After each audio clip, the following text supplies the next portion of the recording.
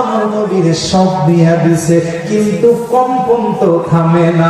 কারণ এই কম্পন তো দুনিয়ার কোন ঝড়ের কম্পন না, এই কম্পন তো আমার আল্লাহর কোরআনের পাওয়ারের কম্পন, ঠিক কিনা? এ বাবা গো, নবী আমার বলে, জানি দুনিয়া যখন আমার আল্লাহ সৃষ্টি করছে, দুনিয়া কাঁপতাছে। কারণ দুনিয়ার ইতিহাস আবার লম্বা। হাদিসের মধ্যে মুসনাদে আহমদের হাদিস, এই হাদিসটার তাফসীরের গ্রন্থে যদি পান, ইবনে আব্বাসের মধ্যে সুনান আহমদের একটা হাদিস, নুনুল কলাম ওয়া মা ইয়াসতুরুন, সূরা কলামের প্রথম নম্বর আয়াতের ব্যাখ্যায় ইমাম ইবনে কাসির চমৎকার করে কয়েক পৃষ্ঠা লেখা দিয়েছেন। পৃথিবী সৃষ্টির প্রথম এই মুসনাদে আহমদের হাদিস পড়ে নেবেন, জানা নেবেন, আর একদিন শুনে নেবেন।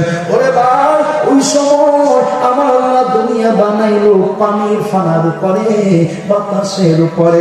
দুনিয়াটা কাঁপতাছে, আমার আল্লাহ কয় কম্পন থামাইবার জন্য আমি জমিনে পেরেক বসাইয়া দিলাম। এই পেরেকটা হলো কাঞ্চনজঙ্ঘা, হিমালয় পর্বত, দুনিয়ার সব পর্বতমালা।